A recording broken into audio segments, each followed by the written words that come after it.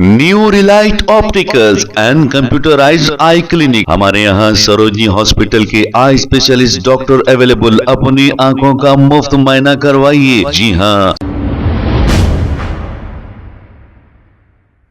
अस्सलाम वालेकुम नाज़रीन, 7H न्यूज सच को रखे आप क्या है। यूपी कानपुर के इलाके में एक ऐसा वाकया पेश आया है कि एक शख्स शादीशुदा होते हुए अपनी बीवी को इसकी इत्तला नहीं दी, लेकिन दूसरी शादी करने के लिए चले गए। जैसे ही ये इत्तला पहली बीवी को मिली और वो शादी में आकर हंगामा कर दिए। आइए देखते हैं इसी के चंद मनाज़िर।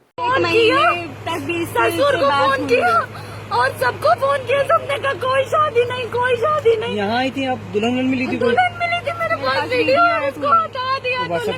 दुल्हन के माता पिता 9118 इनके सारे घर वाले के सारे टहल ले। आसिफ अहमद